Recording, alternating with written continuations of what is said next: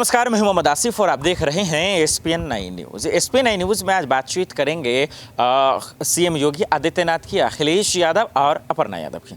इन तीनों को लेकर इन दिनों खूब भूचाल मच रहा है, जो हम सब के लिए जानना, समझना, बूझना बहुत ज़रूरी भी है, पर रखना भी ज़रूरी है कि इनके मन में क्या है, क्या चल रहा है। सबसे पहले अपर्णा का रुख करते हैं। निकाय चुनाव से पहले अपर्णा को लेकर खूब चर्चाएं हुई कि वो वापसी करेंगी, तमाम चीज़ें, लेकिन किस तरीके से अखिलेश यादव पर हमलावर हो रही हैं वो जरा समझते हैं, और फिर कैसे योगी आदित्यनाथ की कुर्सी खतरे में है वो भी समझ लेंगे। लेकिन पहले अपर्णा का ये वीडियो देखिए। मैं समझती हूँ रामचरितमानस एक ऐसा ग्रंथ है जो कितनी भाषाओं में लिखा गया है और कितना बृहत है। इसको जब भी पढ़ता है व्यक्ति और जब भी इसका जो है चित्रण देखता है, टीवी पर हो, मंच पर हो, तो हमेशा नया जैसा प्रतीत होता है। इस तरीके की बात किसी भी राजनेता के कहने के लिए मुझे नहीं लगता कि ये उचित है, और इस तरीके की मानसिकता रखना रामचरितमानस के बारे में ये बहुत ही निकृष्ट मानसिकता है। ये अपने आप के चरित्र के बारे में वो दर्पण कर रहे हैं, और मैं समझती हूँ कि राम जी ने बहुत बड़ा उदाहरण दिया था जब उन्होंने सबरी के बेर खाए थे, और वो भी जूठे बेर खाए थे। मैं समझती हूँ कि जो इस तरीके की बात कह रहे हैं उन्होंने रामचरितमानस को पढ़ा ही नहीं, और पढ़ा क्या, उसको जीने का एक ढंग होना चाहिए। आज भी हम लोग ये कहते हैं कि राम जैसा ही हमारा पुत्र हो, अगर पुत्र हो तो श्री राम जैसा हो। तो इस तरीके की बात कहना प्रभु के बारे में ये अच्छी बात नहीं है। और राम भारत का चरित्र है, राम सब धर्मों का है। राम की बृहत्ता के बारे में बड़े बड़े लोगों ने कहा है, तो मैं समझती हूँ, और हिंदुओं ने भी कहा है, मुसलमानों ने भी कहा है, क्रिश्चियंस ने भी कहा है। तो राम एक चरित्र का बात है। हमने और आपने भगवान को देखा नहीं है, मगर उनके चरित्र के बारे में हमने सुना है, और हम जब वो चीज़ महसूस करते हैं, तो जब राम का नाम लेते हैं तो आराम मिलता है, तब शांति मिलती है। तो मैं समझती हूँ कि शांति के प्रतीक के बारे में इस तरीके की बात करना अच्छी बात। दर्शकों, आपने देखा अपर्णा यादव को लेकर बृजभूषण शरण सिंह का मामला भी सामने आया था, और इन दिनों स्वामी प्रसाद को लेकर भी वो हमलावर होते नजर आ रही। लेकिन इसके बाद अखिलेश का वो वीडियो देखिए जो कुर्सी को खतरे में कैसे बता रहे हैं, कैसे आग बबूला हो रहे हैं।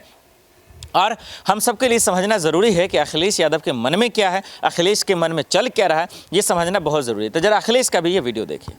भारतीय जनता पार्टी की सरकार में न्याय की उम्मीद मत करिए। भारतीय जनता पार्टी की सरकार में न्याय की उम्मीद मत करिए। पुलिस प्रशासन उसके साथ है जो अन्याय कर रहा है, झूठ बोल रहा है। जो सच बोलेगा वो सजा पाएगा। और ये घटना कोई एक दिन की नहीं है। भारतीय जनता पार्टी जानबूझ करके गलत भाषा इस्तेमाल कराती है, गलत भाषा लिखवाती है सोशल मीडिया पर, जिससे दूसरे लोग भी उन्हें जवाब दें।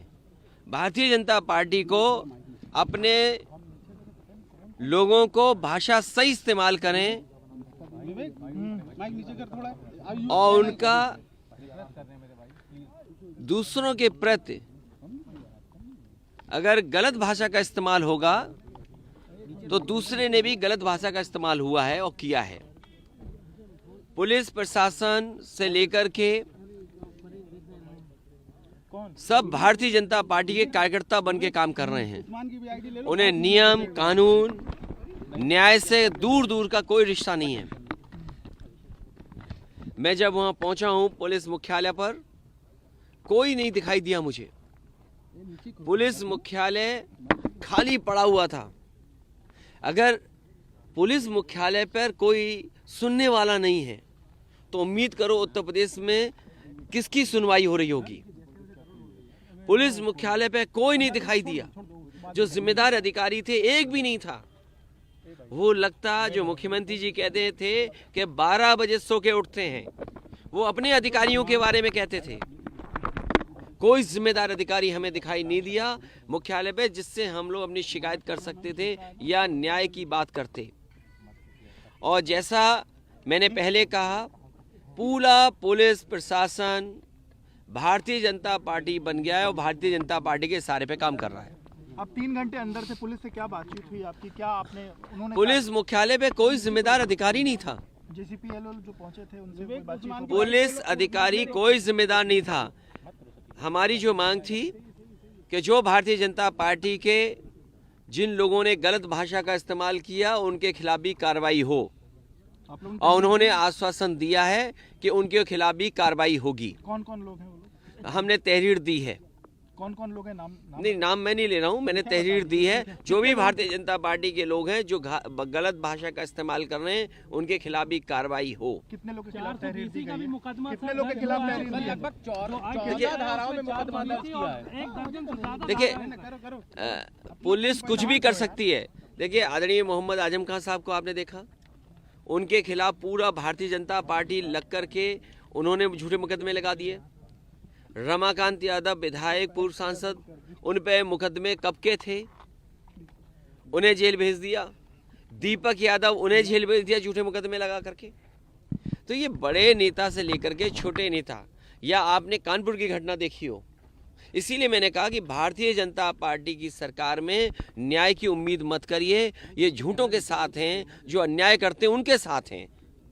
सर, भाजपा तो ये कह रही है कि महिलाओं के खिलाफ अभद्र टिप्पणी हुई है, उस पर अखिलेश यादव डिफेंड कर रहे देखिए, हैं। भारतीय जनता पार्टी महिलाओं के लिए क्या कह रही है?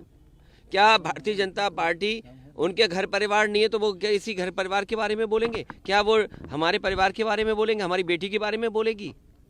ये किसने आज़ादी दी? किसकी ताकत पे वो बोल रही है? वो ताकत बीजेपी ने दी है, बीजेपी बुलवाती है। क्या मुख्यमंत्री के सहारे पे नहीं बोल रही है वो महिला? अगर मुख्यमंत्री जी के परिवार नहीं है तो दूसरे के परिवार पे अगर बोला जा रहा है तो वो चुप बैठे हैं, वो खुश हो रहे हैं इस बात को लेकर के, अपनी पुलिस आगे कर दे रहे हैं। जब उन पर शब्द खत्म हो गए, जब नहीं लड़ सकते हो तो पुलिस आगे करते हो, पुलिस आगे करके लड़ाई लड़ रहे हो आप। सर, वो तो ये कह रहे हैं पिछले 2 महीने से आप, मैं तो आपसे कहूंगा कि आप वो महिला, वो भारतीय जनता पार्टी के लोग जो शब्द लिख रहे हैं, क्या वो लिखने चाहिए शब्द उनको? क्या आप मुख्यमंत्री आवास को गंगाजल से नहलाएंगे आप? क्या हमारे घर पे तुम्हें उन्होंने नहीं भेजा? क्या शब्द इस्तेमाल करती थी भारतीय जनता पार्टी? क्या आप ये नहीं जानते, इन बातों को नहीं जानते क्या आप? जो हुई आपके सामने, आपने भी देखा, एक पत्रकार मेरी कोई मुलाकात नहीं हुई, न मेरी कोई बात हुई। ये सब, चाहे वो जेल प्रशासन हो, चाहे पुलिस प्रशासन हो, पूरा भारतीय जनता पार्टी के कार्यकर्ता बन गए हैं। मिलने नहीं दिया गया। हमें कोई मिलने नहीं दिया। आपने इन दोनों की तस्वीरें देखी, आप देखकर समझ गए होंगे कि दरअसल अपर्णा और अखिलेश इसलिए इन दिनों सुर्खियां बटोर रहे हैं क्योंकि निकाय चुनाव से पहले माना जा रहा है कि जिस तरीके से चचा शिवपाल ने वापसी की है वैसे ही जो है अपर्णा यादव वापसी कर लेंगी। और इन सब के बीच में है कि कुर्सी पे खेला हो जाएगा। खेला ये कि समाजवादी पार्टियों ने ये दावा किया कि खास करके ब्रिजेश पाठक और केशव प्रसाद मौर्य योगी की कुर्सी को खार फेंकेंगे। उसके बाद से एक अलग ही मसला चलता रहा। अब सवाल ये है कि आखिर ये लोग चाहते क्या, क्योंकि योगी जी की तरफ से ऐसा कोई बयान नहीं है। हालांकि केशव प्रसाद मौर्य, ब्रिजेश पाठक की तरफ से ऐसा कोई बयान नहीं है कि अंतरकलह है या नाराजगी है। इसका मतलब ये कि सपाई के मन में अलग कुछ चल रहा है। ये लोग सरकार बनाना चाहते हैं। बार बार चचा शिवपाल भी कह रहे हैं कि आज न कल हम सरकार बना लेंगे। सवाल यही है कि ये चाहते क्या है, इनके मन में क्या है, ये जानना परखना बहुत ज़रूरी है। दर्शकों, यही सवाल है कि निकाय चुनाव में देरी की वजह क्या? क्या अपर्णा की वापसी होगी? क्या वाकई में यूपी चुनाव में एक मजाक बन गया है? क्या कभी सीएम की कुर्सी को लेकर खतरा कहा जा रहा है तो कभी कुछ, ये तमाम चीज़ें देखी जा रही है। आप लोगों को क्या लगता है कि वाकई में योगी आदित्यनाथ की कुर्सी खतरे में है या सिर्फ और सिर्फ समाजवादी पार्टी एक मजाक के तौर पर ये तमाम शोर शराबा और हंगामा करते हुए नजर आ रही है? चलिए, आज के लिए इतना ही। हमें दीजिए इजाजत और आप देखते रहे SPN9 न्यूज़। नमस्कार।